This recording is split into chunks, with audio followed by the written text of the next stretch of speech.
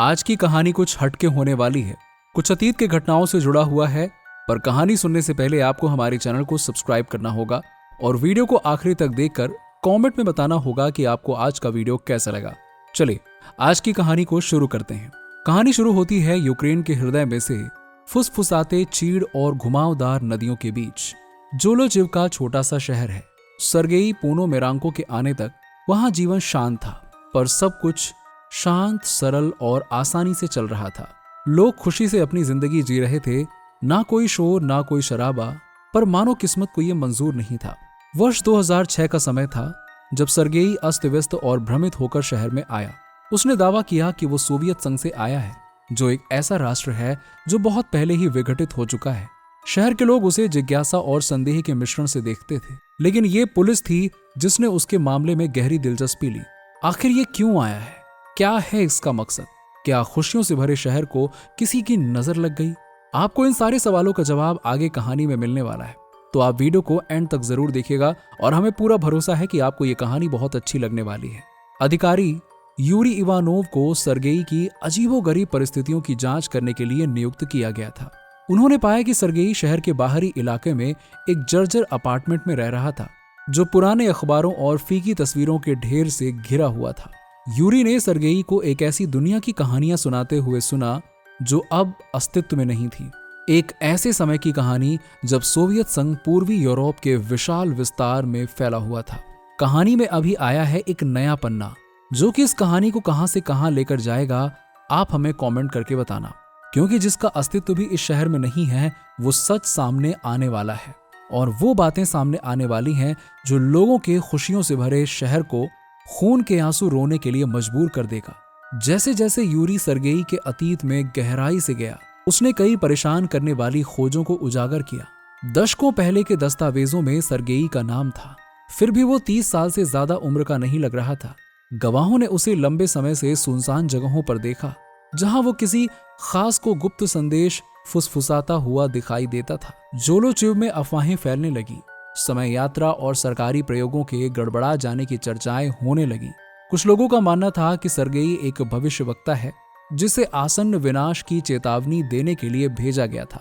दूसरे लोग उसे अराजकता का अग्रदूत, वास्तविकता के ताने बाने को बाधित करने वाली एक खतरनाक विसंगति के रूप में देखते थे। यूरी ने खुद को कर्तव्य और जिज्ञासा के बीच फंसा हुआ पाया। उसका तर्क संगत दिमाग अकथनीय को समझने के लिए संघर्ष कर रहा था। उसने पुराने अभिलेखों को खंगाला और अपने क्षेत्र से कहीं आगे के क्षेत्रों के विशेषज्ञों से सलाह ली। उन सवालों के जवाब खोजे जो तर्क को धता बताते थे। लेकिन यूरी जितना ज्यादा सीखता गया उतना ही कम समझता गया। जोलोचिव में सर्गेई की मौजूदगी एक पहेली बनी रही, एक पहेली जिसका कोई हल नहीं था। और जैसे जैसे दिन हफ्तों में बदलते गए, यूरी को अपनी आत्मा में बेचैनी की भावना महसूस होने लगी। आखिर क्या है ये और अब क्यों हो रहा था ऐसा? क्या इससे कभी छुटकारा पाएगा? ये सभी सवालों का जवाब आपको आगे मिलने वाला है।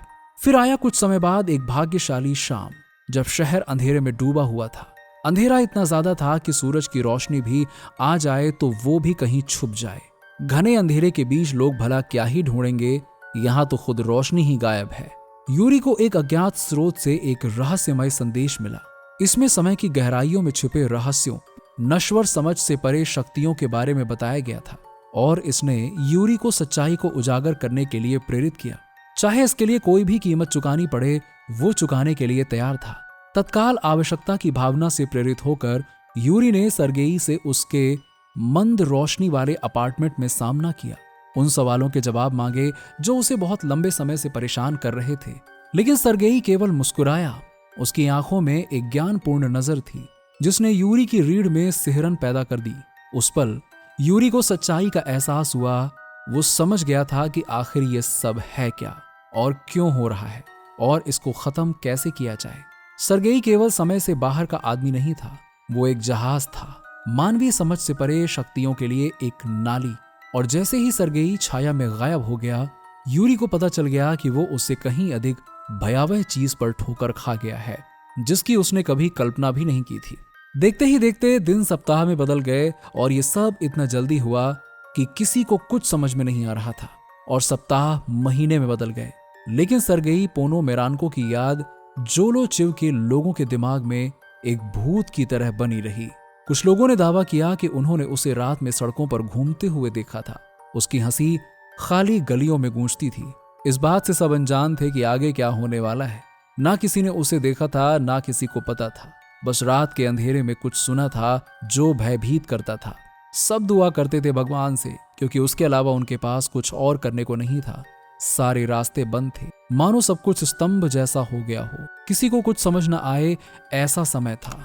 बस लोग आंख से देख सकते थे, कान से सुन सकते थे।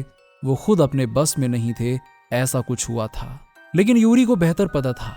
वो जानता था कि सर्गेई एकमात्र भूत से कहीं ज्यादा था। वो एक चेतावनी थी, वास्तविकता की नाजुकता की याद दिलाता था। और जब यूरी ने तारों से जगमगाते आकाश को देखा तो वो इस भावना से मुक्त नहीं हो सका कि कहीं बाहर समय और स्थान की पहुंच से परे सर्गेई पोनोमेरान को इंतजार कर रहा था, देख रहा था, अपने समय का इंतजार कर रहा था, जब तक कि अतीत की गूंज एक बार फिर वर्तमान को परेशान न कर दे। पर अब सब कुछ सही हो गया है। भगवान ने लोगों की पुकार सुन ली और अब सब कुछ पहले जैसा सही है। अभी आगे कोई समस्या ऐसी होगी ऐसा लग नहीं रहा था, पर अगर हो भी जाए तो सभी को भगवान पर भरोसा है कि वो इंसान के बीच किसी न किसी मुसाफिर को भेज देंगे उनकी रक्षा करने के लिए।